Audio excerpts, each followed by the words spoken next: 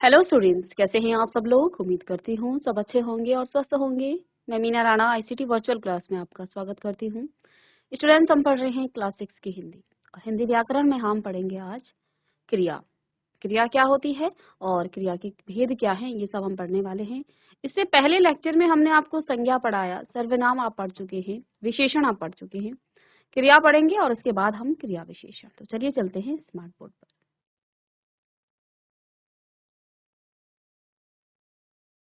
तो देखिए, क्रिया एवं क्रिया के भेद। क्रिया एवं क्रिया के भेद। क्रिया क्या होती है? जिन शब्दों या पदों से, क्योंकि जब हम किसी शब्द को वाक्य में क्या करते हैं, वाक्य में रखते हैं, तो वो शब्द फिर आपका शब्द नहीं रहा जाता है, उसको हम पद कहते हैं। ठीक है। जब शब्द आपका वाक्य में, किसी वाक्य में होता है, तो वो शब्द आपका पद कहलाता है। इसलिए हम शब्द या पद कह सकते हैं। फिर किसी कार्य के होने, करने या कार्य की स्थिति का बोध होता है, वही आपकी क्रिया है। यानी कि जो क्रिया के होने या करने का बोध करता है, वो आपका क्रिया कहलाता है। वो आपका क्या कहलाता है? क्रिया कहलाता है। ठीक है, चलिए जल्दी से लिखें। जिस शब्द से किसी क्रिया या किसी काम के होने या करने का बोध होता है, ऐसा भी आप लिख सकते हैं। जिस शब्द से किसी काम के होने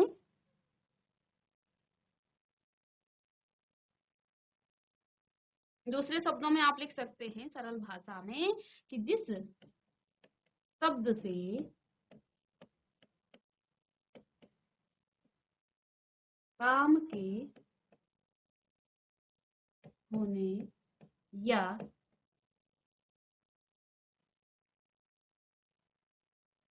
काम के होने या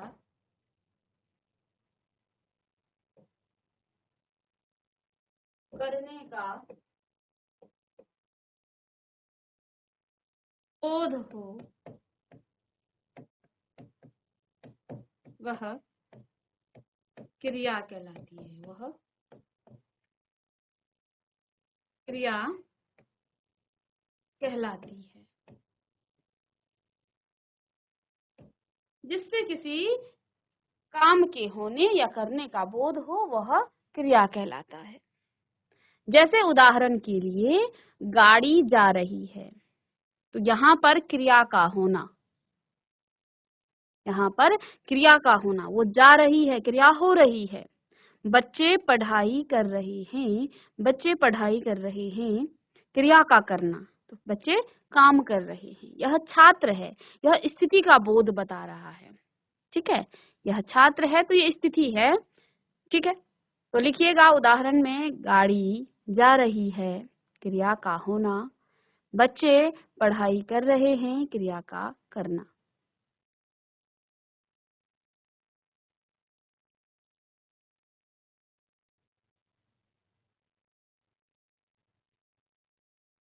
अब क्रिया के भेद यहाँ पर है। क्रिया के भेद, क्रिया के बच्चों अलग अलग भेद हैं। क्रिया जो है, कर्म के आधार पर क्रिया के दो भेद हैं, जिसमें आपका अकर्मक क्रिया और सकर्मक क्रिया। अकर्मक क्रिया और सकर्मक क्रिया, और बहुत ध्यान से हमें पढ़ना है, क्योंकि आगे की क्लास में हम अकर्मक और सकर्मक क्रिया आपको पढ़ने को मिलेगा। ठीक है,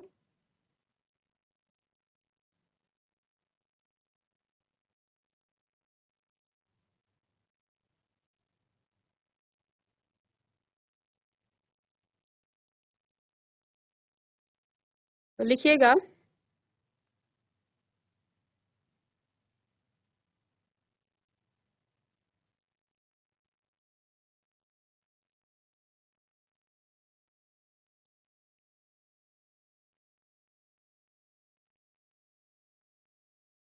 तो कर्म के आधार पर क्रिया के दो प्रकार हैं, अकर्मक क्रिया, सकर्मक क्रिया। ठीक है, अकर्मक क्रिया और सकर्मक क्रिया। जो अकर्मक क्रिया है, उसका सीधा संबंध कर्ता से होता है और कर्म की यहाँ आवश्यकता नहीं होती है। तो जो अकर्मक क्रिया होती है, लिखिएगा कर्म के आधार पर क्रिया के दो भेद हैं, दो प्रकार हैं, अकर्मक क्रिया और सकर्मक क्रिया। अकर्मक क्रिया, क्रिया का सीधा संबंध, जहां क्रिया का सीधा संबंध कर्ता से होता है, कर्म की आवश्यकता नहीं होती है, कर्म की आवश्यकता यहाँ पर नहीं होती है। ठीक है, जैसे उदाहरण के लिए पक्षी आकाश में उड़ रहे हैं, पक्षी आकाश में उड़ रहे हैं, बालक जाग गया है, यह विद्यालय है।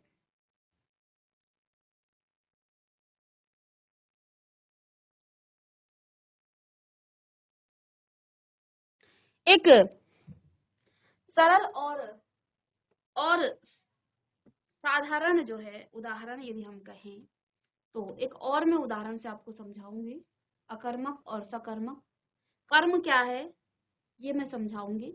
तो देखिए, जब हम कोई वाक्य लिखते हैं, जैसे हमने कहा राम खा रहा है, मैंने कहा आपसे राम, या खा रहा है की जगह आप कुछ और लिख सकते हैं, राम खा रहा है की जगह राम ने रावण को मारा, राम ने रावण को मारा। दूसरा, राम दौड़ता है। दो अलग अलग यहाँ पर वाक्य लिखे गए हैं, दो अलग अलग यहाँ वाक्य आपके सामने हैं। राम ने रावण को मारा, दूसरा है राम दौड़ता है। तो देखिए, जब राम दौड़ेगा तो यहाँ पर ये जो काम करने वाला है ये आपका क्या है, कर्ता है, ये आपका कर्ता है, और ये दौड़ता है क्या है, क्रिया है, ये क्रिया है। यहाँ पर क्रिया का जो प्रभाव है वो सीधे किस पर पड़ा, वो सीधे पड़ा कर्ता पर, क्योंकि यहाँ पर कर्म की आवश्यकता ही नहीं पड़ी। राम दौड़ता है तो जो उसने काम किया राम ने, उसका प्रभाव सिर्फ और सिर्फ राम पर पड़ेगा। ठीक है, क्योंकि राम दौड़ता है तो क्रिया का प्रभाव सीधे कर्ता पर पड़ा, इसके अलावा कहीं और पड़ा ही नहीं। ये तो आपका एक वाक्य हो गया। यहाँ पर आपका कोई अब दूसरा वाक्य है, राम ने रावण को मारा। यहाँ पर काम हुआ है क्या, मारने का, और मारा किसने, मारा तो राम ने। राम क्या है, करता है, लेकिन किसको मारा, रावण को। किसको मारा, रावण को।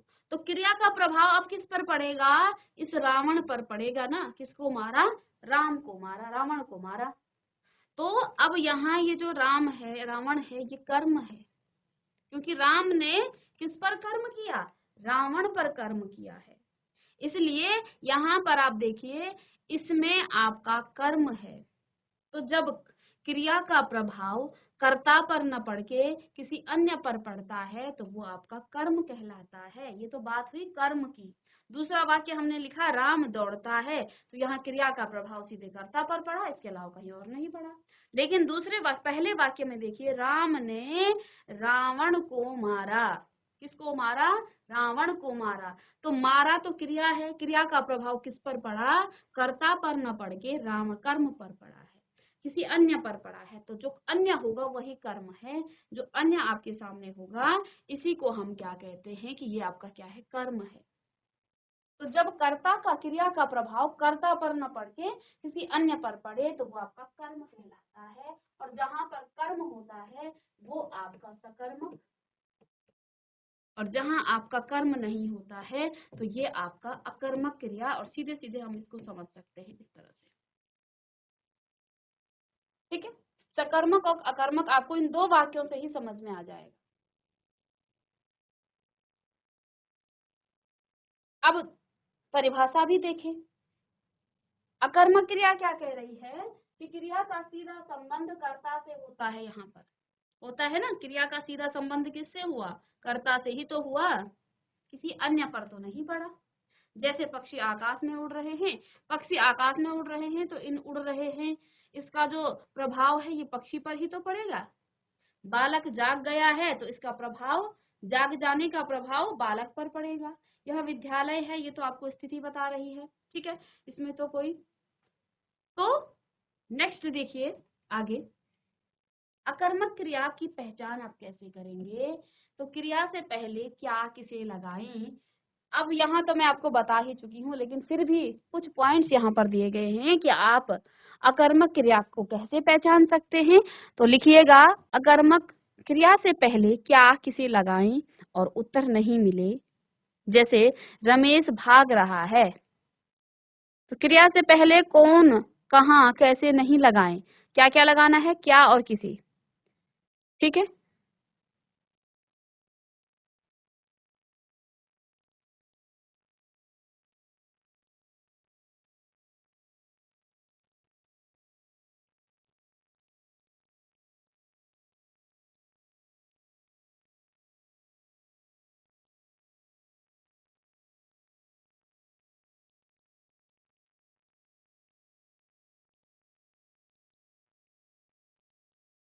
अब यहाँ पर दूसरा पॉइंट आपके सामने दिया गया है, निम्न क्रियापद पद हमेशा अकर्मक ही होते हैं, जैसे हंसना, रोना, सोना, उठना, बैठना, जागना, कूदना, लेटना, गिरना, उछलना, आना, जाना, चीखना, भागना, चमकना, रुकना, मारना, फटना, उगना, डूबना आदि शब्द जो हैं ये हमेशा ही आपके अकर्मक ही रहते हैं। और जब आप चीजों को समझ जाते हैं तो फिर आपको किसी पॉइंट्स की जरूरत नहीं पड़ती है। जैसे कि हमने इससे पहले वाली स्लाइड में आपको बताया कि जब कोई काम हो रहा है और उस काम का प्रभाव, उस क्रिया का प्रभाव सीधे सीधे कर्ता पर पड़ता है तो वो आपका अकर्मक कहलाता है, ठीक है, वो आपका अकर्मक कहलाता है। जैसे रमेश भाग रहा है, तो हमें यहाँ किसी प्रश्न की आवश्यकता नहीं है, हम वाक्य को समझ करके सीधे बता सकते हैं कि यहाँ रमेश भाग रहा है, तो भागने का यहाँ पर काम हो रहा है और जिसका प्रभाव सीधे रमेश पर पड़ेगा क्योंकि रमेश यहाँ करता है। रमेश भाग रहा है तो रमेश के भाग जाने का प्रभाव रमेश पर ही पड़ेगा, ठीक है। चलिए,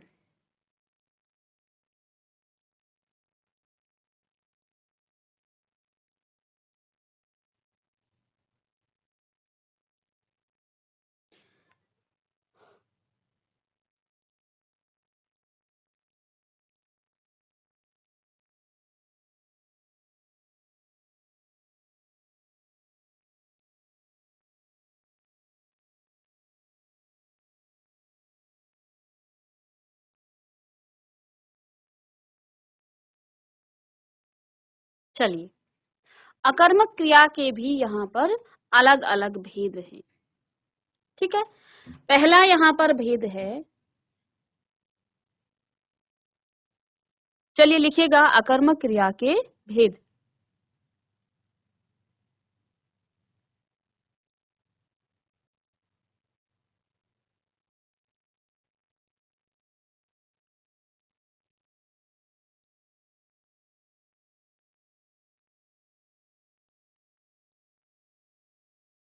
पहला भेद, स्थित्यर्थक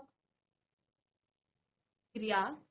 क्रिया एक ही स्थान पर होती है और उसकी स्थिति स्थिर रहती है, ठीक है। क्रिया क्या होगी, एक ही स्थान पर हो। जैसे अध्यापक कुर्सी पर बैठे हैं, यहाँ पर क्या है, अध्यापक जो है बैठने का काम कर रहे हैं। कहाँ पर बैठे हैं, कुर्सी पर बैठे हैं, ठीक है। अध्यापक कुर्सी पर बैठे हैं, तो इसमें जो है आपका क्या है, अकर्मक क्रिया है। दर्पण अभी अभी टूटा, तो अभी अभी टूटा, तो इसमें भी आपका जो है क्या है, यही क्रिया आएगी, अकर्मक, ठीक है। सरबजीत मर गया, तो इसमें भी जो है क्रिया जो है एक ही स्थान पर, जो जहां पर वो मरा होगा वो स्थान वही होगा। नेताजी आज दिल्ली में ठहरे हैं, तो यहाँ पर भी उसकी स्थिति के बारे में बताया गया है। तो ये आपका अकर्मक क्रिया का पहला भेद, ठीक है। चलिएगा, लिखिएगा,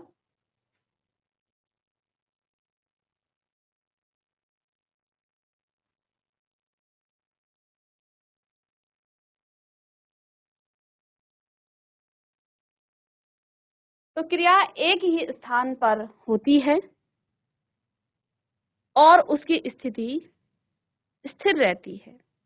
जैसे अध्यापक जो है कुर्सी पर बैठे हैं, तो वो जो है काम बैठने का कर रहा है और एक ही स्थान पर बैठा है और उसकी स्थिति का यहाँ पर स्थिर भी है। चलिए, दूसरा है गत्यर्थक अकर्मक क्रिया। गत्यर्थक गत्यर्थक अकर्मक क्रिया, इसमें कर्ता जो है गतिमान रहता है और क्रिया भी, दोनों ही चीजें यहाँ पर गतिमान है। ठीक है। और पिछले वाले में क्या था, इसमें क्रिया एक ही स्थान पर होती है और उसकी स्थिति भी जो है स्थिर रहती है। ठीक है।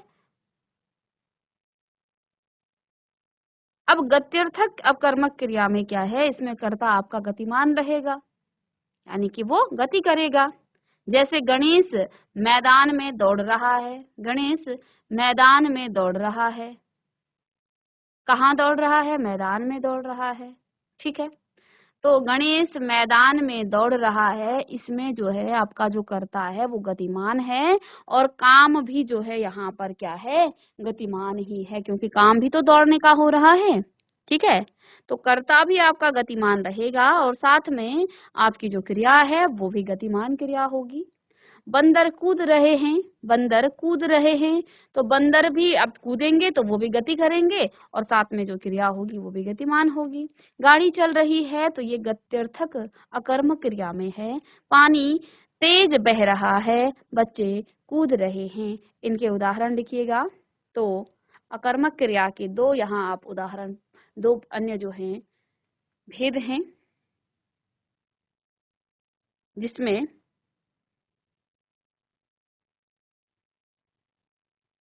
गत्यर्थक और, चलिए नेक्स्ट देखिए, एक यहाँ पर देखिए अपूर्ण अकर्मक क्रिया भी आता है। वाक्यकर्ता क्रिया की दृष्टि से पूर्ण होते हुए भी पूरक पद के बिना अपूर्ण प्रतीत होती है। जैसे कौन लगाने पर जिज्ञासा बनी रहती है। वह डैश, वह है, वह कौन है, वह है छात्र। मीठा है फल, जैसे पहचान कैसे करेंगे, कौन लगाएंगे, वह है, मीठा है। अब धनी हो गया है वह। ठीक है।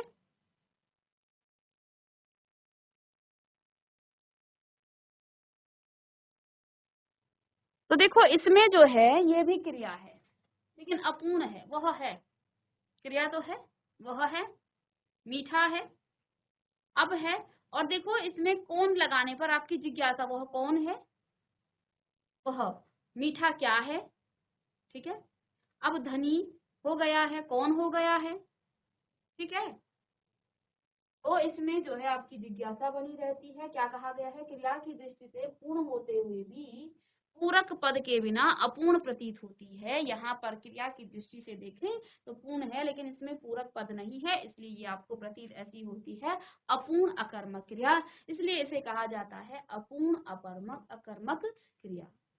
इसके बाद अकर्मक क्रिया के बाद दूसरा भेद है आपका सकर्मक क्रिया, जिसमें आपका क्या होता है, कर्म होता है। इसमें कर्म आवश्यक होता है, यानी जो काम हो रहा है वो काम कहाँ हो रहा है, किसके लिए हो रहा है, ये जरूरी है कि इसमें जो है कर्म होना चाहिए। इसमें कर्म आवश्यक होता है और क्रिया का प्रभाव कर्म पर पड़ता है। कर्म के कारण वाक्य में क्रिया का अर्थ पूर्ण स्पष्ट होता है। ठीक है। जैसे सनी ने रामायण पढ़ी, सनी ने क्या पढ़ी, रामायण पढ़ी। ठीक है। तो क्या पढ़ी, देखो कर्ता तो सनी है और क्रिया यहाँ पर पढ़ी, क्या पढ़ी, रामायण पढ़ी। तो यहाँ पर जो है कर्ता पर न पढ़ के बल्कि कर्म पर इसका प्रभाव पड़ा है, तो जिस पर उसने कर्म किया है यहाँ पर। अब आप कहेंगे पिछले कुछ वाक्यों में भी आपको यहाँ पर क्या दिखा होगा, कर्म दिखा होगा।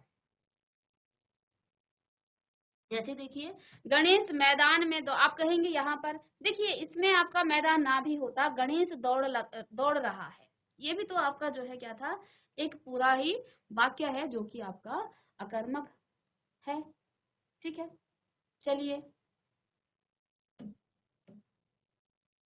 तो सिपाही देश की रक्षा करते हैं। सिपाही देश की रक्षा करते हैं। देश की रक्षा कौन करते हैं? सिपाही। किसकी रक्षा करते हैं? देश की। ठीक है, तो देश की रक्षा करते हैं। तो सिपाही रक्षा तो करते हैं, लेकिन किसकी करते हैं?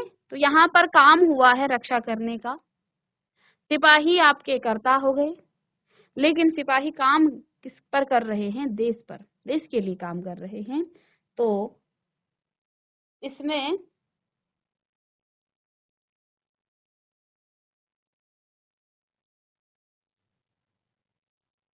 इन वाक्यों में आप देखिए, इनमें आपका कर्म है अध्यापक।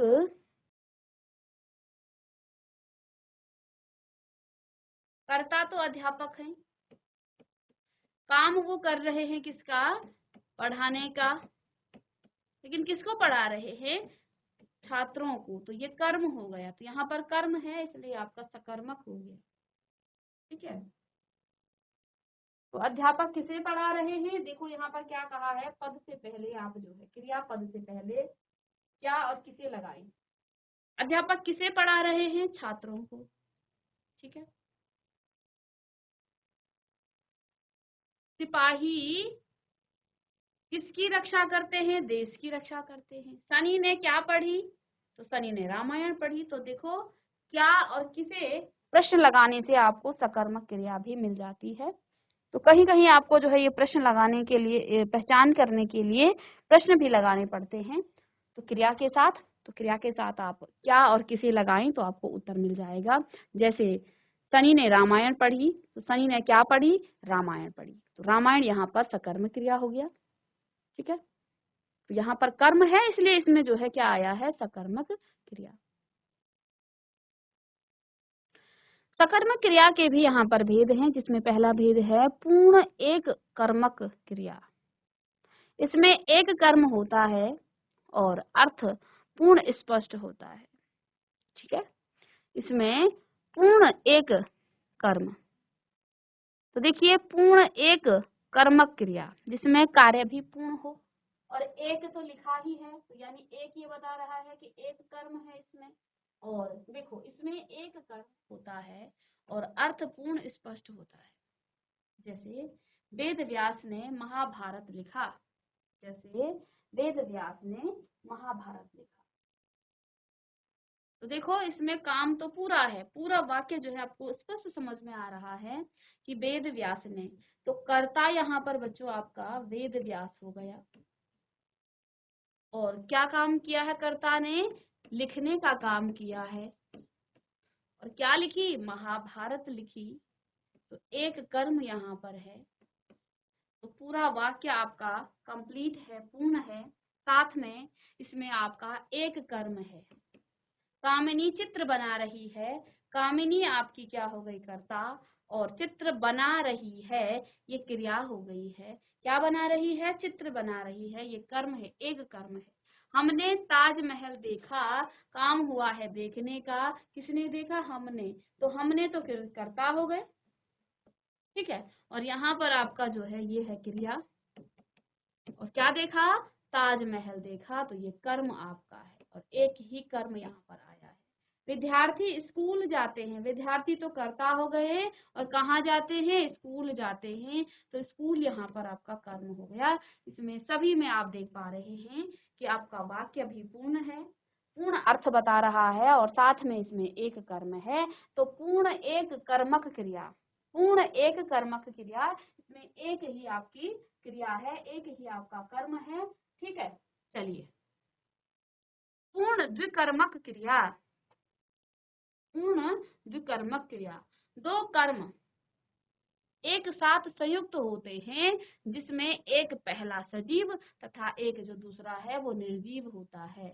सजीव कर्म क्रिया से दूर और कारक सहित होता है, जबकि निर्जीव कर्म क्रिया के पास और बिना कारक के होता है। लिखिएगा,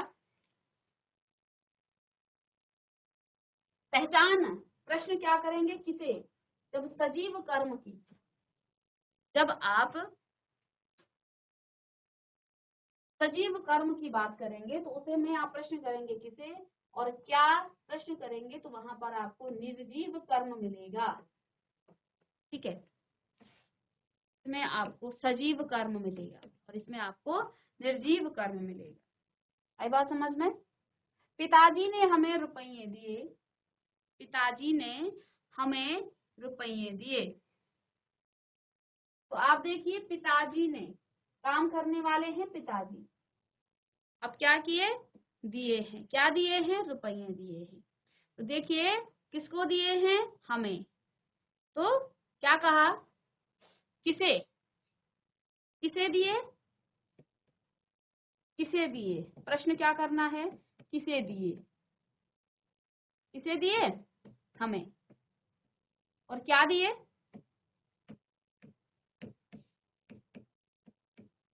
क्या दिए, रुपये।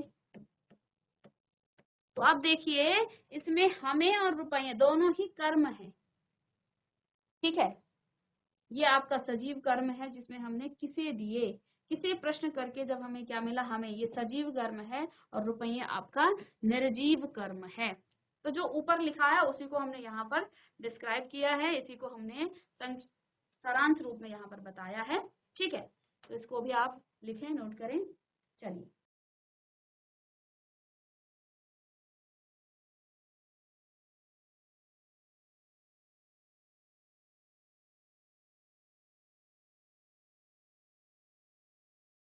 तो स्टूडेंट्स आज की क्लास में हमने क्रिया को पढ़ा और साथ में क्रिया के कुछ भेद भी आपको बताए, जिसमें आपने कर्म के आधार पर क्रिया के भेद यहाँ पर हम पढ़ चुके हैं, जिसमें हमने सकर्मक और अकर्मक क्रिया के बारे में जाना। अब नेक्स्ट क्लास में आगे हम इसको डिस्कस करेंगे, तो मिलते हैं नेक्स्ट लेक्चर में। तब तक के लिए थैंक यू।